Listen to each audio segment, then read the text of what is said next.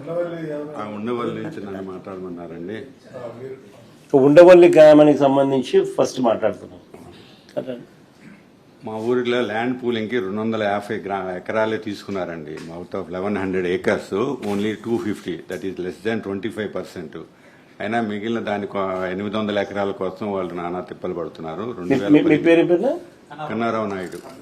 కన్నారావు నాయుడు అన్న 250 ఎకరాల కోసం 800 ఎకరాలు. మీ ఊర్లో మొత్తం ఎన్ని ఎకరాల భూములు పూలింగ్ కోసం అని 1100 acres డిక్లేర్ చేశారండి 2015లో. అప్పటి నుంచి కష్టపడుతున్నా కూడా 250 ఎకరాలే పూలైనాయి. 250 ఎకరాలు మాత్రమే పూలైనాయి. దాంట్లో ఒక 50 ఎకరా ఎండోమెంట్స్ ల్యాండ్, 50 ఎకరాలేమో అసైన్ ల్యాండ్స్. 50 ఎకరాలు ఎండోమెంట్, 50 ఎకరాలు అసైన్ ల్యాండ్స్. పెద్ద రైతులు ఒక ఎంపీ గారిదేమో ఒక 50 ఎకరాలు. ఎంపీ గారిది ఒక 50 ఎకరాలు ఉందా? ఎంపీ గారు తర్వాత ఇంకొక పెద్ద మనుషులు ఇంకొక 50 ఎకరాలు. అంటే రైతులు ఇచ్చింది ఒక 70-80 ఎకరాలు ఉంటాయండి. రైతులు ఇచ్చింది మటుకు రైతులు ఇచ్చింది మాత్రం 70 ఎకరాల నుంచి లేదు. మిగతాదంతా ఇద్దరు సెటిలర్స్, పారిశ్రామికవేత్తలు, ఎంపీలు. మిగతాదంటే అసైన్డ్ ఎండోమెంట్ భూమి. లోకల్ గా ఉన్న వాళ్ళు ఎవరైతే ఇవ్వలేదు. 250 ఎకరాలు మాత్రమే 1100 ఎకరాలకి ఈ అన్ని కేటగిరీస్ లో అప్పట్లో జరిగింది. అప్పటి నుంచి ఇప్పుడు కూడా అండి జనవరి 2026 వరకు అంతమంది. కరకట్ట మీరు 2022లో మీరు ఒక ప్రాజెక్ట్ ఓపెన్ చేశారు. కరకట్టను ఎక్స్పాన్షన్ చేస్తానికి 150 crores తోనే మీరు ఎక్స్పాండ్ చేస్తా ఉన్న దానికి with sluice with Kondaveeti walk కూడా ఉంది ఇంక్లూడెడ్. బట్ వీడు ఇప్పుడు పెట్టే ప్రాజెక్ట్ 1100-1200 కోట్లు పెట్టి ఈ సీడ్ యాక్సిస్ రోడ్ అన్నారు. సో నా వ్యక్తిగత అభిప్రాయం అయితే సీడ్ యాక్సిస్ రోడ్ అవసరం లేదండి. వెంకటపాలెం నుంచి కరకట్టను తీసుకుని వచ్చేసి మీరు చెప్పిన ప్రాజెక్టు ప్రకారం తీసుకొచ్చి సీతానగరం దగ్గర కలపచ్చు. కానీ వాళ్ళు ఒక పట్టుదలతో ఉండారు ఎట్టయినా తీసుకోవాలని. 2015 నుంచి 2018లో కోర్టు కేసు వేసాము. ఇప్పుడు కూడా కోర్టు కేసు వేసాము వ్యక్తిగతంగా కానీ ఒక 10 మంది కలిసి. సో సీడ్ యాక్సిస్ రోడ్ అనేది అనవసరం అండి. సీడ్ యాక్సిస్ రోడ్ అనేది రోడ్ విస్తీర్ణం పెద్దదా? పెద్దది 8 లేన్ అంటారు, ఒకసారి 6 లేన్ అంటారు, ఒకసారి ఫ్లైఓవర్ అంటారు, NH16 కలుపుతాం అంటారు చెన్నై కలకత్తా హైవేకి. బట్ అది తీసేశారు. ఇప్పుడు Chennai bypass road it self ఇది బైపాస్ రోడ్డు. ఇప్పుడు దీని అవసరం లేదండి. బైపాస్ రోడ్ ఉంది, that is now called national highway. So ఈ సీడ్ యాక్సిస్ రోడ్ అనేది అవసరం లేదు. కానీ ఎలా నమ్మిస్తున్నారంటే మన జనాభాని, మీరు అది ఇచ్చేస్తే మిగిలిన వదిలేస్తామనే టైప్ ఇస్తున్నారు. కానీ మేము 2018 మేము కోరింది కూడా అదే, మీరు ల్యాండ్ కావాల్సింది రోడ్డుకు తీసుకోండి, మిగిలిన వదిలేమని. ఈ రోజు వరకు కూడా ఎవరు కూడా అఫీషియల్ గానీ అన్అఫీషియల్ గానీ యాక్సెప్ట్ చేస్తలేరు ఆ ప్రపోజల్. కంటిన్యూస్ గా అక్విజిషన్ చేస్తున్నారు. మా ఊరికి 5 నోటిఫికేషన్ ఉంది ఇప్పుడు, 5 నోటిఫికేషన్. ఇంతకుముందు మన టైంలో కరకట్టు రోడ్ వైడనింగ్ అప్పుడు ఎన్ని ఫీట్ రోడ్ అది 4 లేన్ రోడ్ అండి. మీది 4 లేన్ రోడ్. 60 ఫీట్ రోడ్ మనం అప్పట్లో మనం చేస్తామని చెప్పినాం. దాన్ని మనస్ఫూర్తిగా ఇచ్చేదానికి కూడా ఉన్నారండి. అది మీకు డిపార్ట్మెంటల్ ల్యాండ్ ఉంది. 80 feet road, 80 feet land department ఉంది. డిపార్ట్మెంట్ కి 80 ఫీట్ రోడ్ దాకా ఉంది. వాళ్ళకే ఉంది, వాళ్ళే చేసుకోవచ్చు. దాంట్లో మీరు 60 ఫీట్ కి ఇచ్చారు. బ్రిడ్జ్ కూడా ఇచ్చారు across Kondaveeti Vagu. 150 crores project. 150 crores project అప్పట్లో మనం కన్సీవ్ చేసినాం, ఇంక్లూడింగ్ కొండవీటి వాగుకు సంబంధించిన బ్రిడ్జ్ తో సహా. సో ఒకటి 2 బ్రిడ్జెస్, 2 బ్రిడ్జ్ కరకట్ట ఒకటి రోడ్ అవసరము, సీడ్ యాక్సిస్ రోడ్ అవసరం లేదండి. ఇది ఇప్పుడు వీళ్ళందరినీ అట్రాక్ట్ చేస్తున్నారంటే టెంపుల్ ల్యాండ్స్ లో మీకు ప్లాట్లు ఇస్తామని చెప్పి వీళ్ళందరూ ల్యాండ్ పూలింగ్ డైవర్ట్ చేస్తున్నారు. మీరు దయించి ఆ టెంపుల్ ల్యాండ్స్ కాపాడితే ఆటోమేటిక్ ఊరు కూడా కాపాడబడుతుంది. టెంపుల్ ల్యాండ్స్ ఎవరికి ఇవ్వకుండా దాన్ని మీరు ప్రయత్నం చేస్తే టెంపుల్ వరకే ఉండేట్టు మీ ఇబ్బంది ఏమి ఉండవండి. టెంపుల్ ల్యాండ్ ఇయ్యలేరు కదా, మీరంటే మీరు కాదండి, ప్లాట్లు చేసి ఎవరైనా అంటే మీరు దాని మీద LPS కింద ల్యాండ్ గవర్నమెంట్ తీసుకుంటారు. ఎండోమెంట్ నుంచి వాళ్ళు ఎక్వైర్ చేసుకున్నారు సార్ గవర్నమెంట్ LPS కింద. దానికి రిటర్నబుల్ ఫ్లాట్లు ఇచ్చారు sir.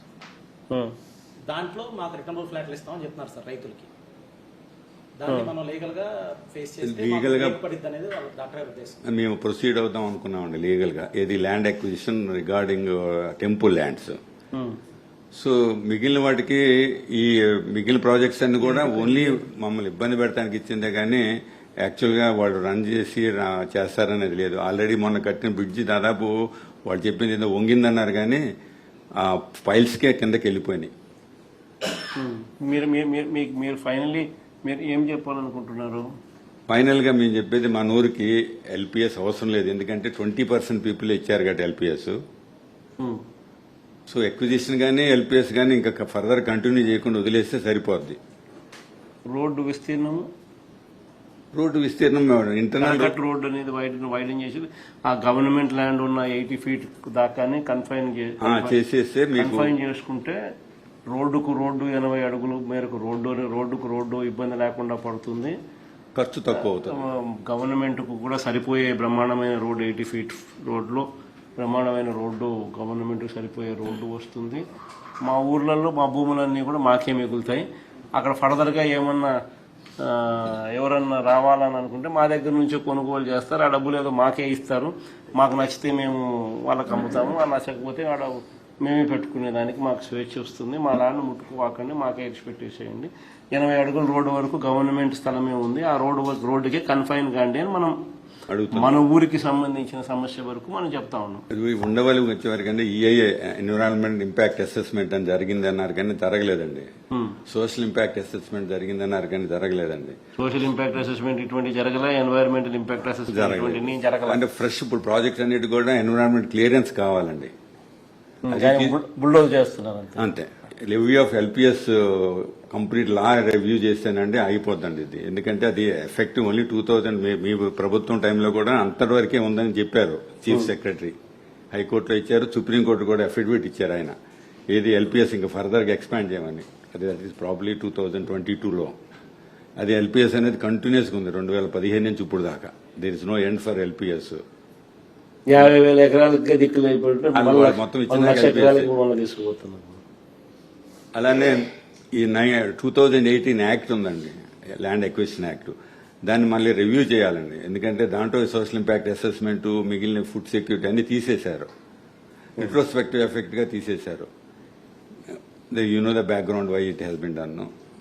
So I don't want to go deep into it, but these are major issues. As a chief minister, ex chief minister, and now as a very popular leader, you can take up, because other issues will be very small when compared to general issues. So I did not go into the details of all the issues, but probably you can help us by trying to tell the government that what you are doing is outrageous.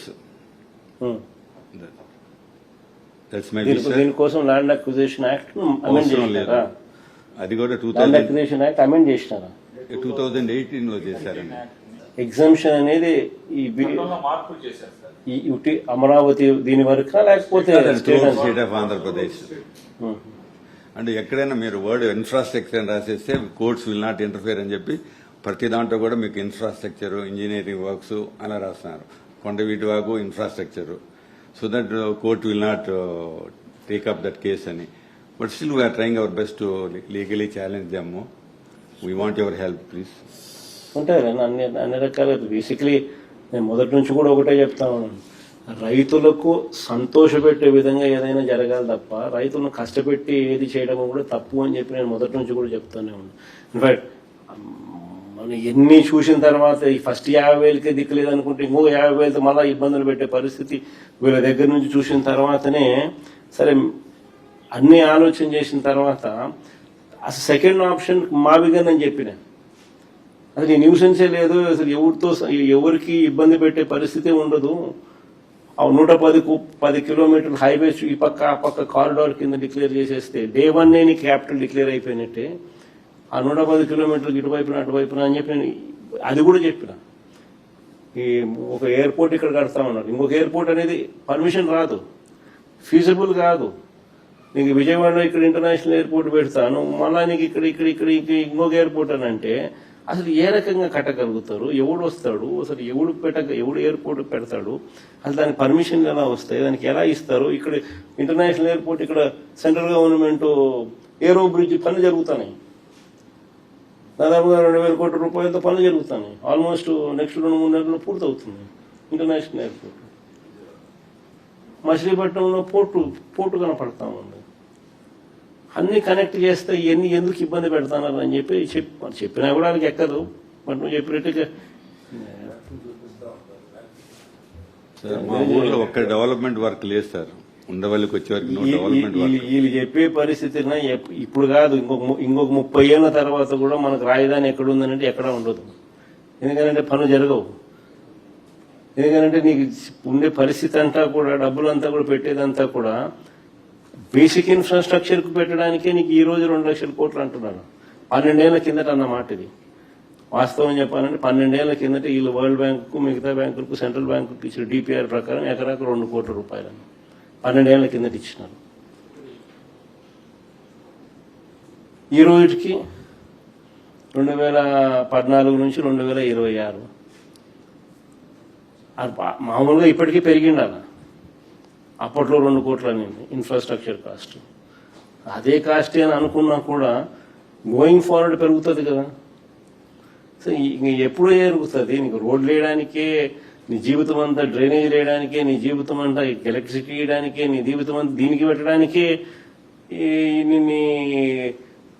ఇప్పుడు లెక్కల ప్రకారమే 1,00,000 ఎకరాలు into 2 కోట్లు అంటే 2 లక్షల కోట్లు అంటే అది ఇంకా దశాబ్దాలు పెరిగే కొద్దీ 2 లక్షల కోట్లు 4 లక్షలు అవుతుంది, 4 లక్షలు 10 లక్షలు అవుతుంది, 10 లక్షలు 20 లక్షలు అవుతుంది అని అంటే ఎప్పుడు జరుగుతాయి ఇంకా మిగతాటి?